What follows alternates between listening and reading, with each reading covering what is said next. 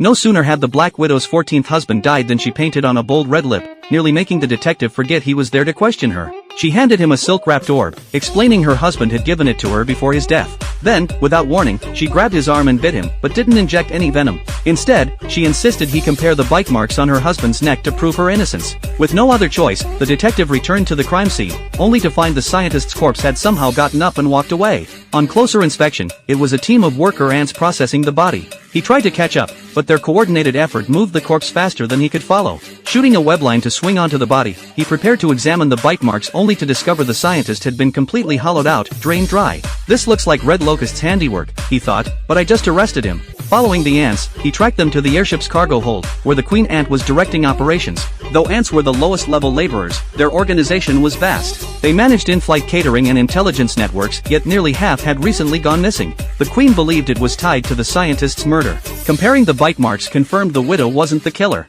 The detective also learned that before his death, the scientist had been collaborating with Red Locust. This is getting more complicated, he realized. Questioning a mother spider in the next room yielded nothing. She was busy nursing her young and claimed to have heard nothing. Just as the case hit a dead end, a mantis suddenly appeared. Security sprayed it with restraining silk, but it lunged toward the Black Widow, shot corrosive fluid at the ceiling, then grabbed her and fled. The assistant, a rare jumping spider species, hoisted the detective and gave chase. In the chaos, she accidentally leaped into the human passenger cabin. At the last second, the detective fired a silk thread, barely stabilizing himself mid-air. Meanwhile, the mantis was slamming the widow against the windows. A boy spotted the insects and tried to swat the mantis, forcing them to dodge frantically. A woman screamed at the sight of spiders, and a flight attendant trapped them all under drink cups. When the cups were lifted, the insects clung to the rims to avoid being crushed, dodging spilled coffee before scrambling back into the cracks. Finally, the mantis spoke. He wasn't the killer, but a bodyguard hired by the scientist before his death to protect his beloved widow. Just as the detective pressed for more answers, a silk thread yanked the mantis away.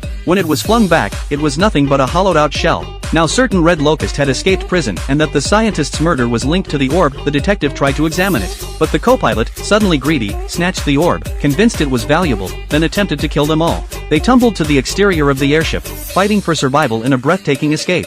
The detective ensnared the co-pilot with silk, then released him, the threads transforming into a parachute that carried the traitor away. In the nick of time, a cluster of tiny ants braided themselves into a rescue line, pulling the group to safety. The orb was split open only to reveal it was empty. Weighing everything he'd witnessed, the detective began his final deduction.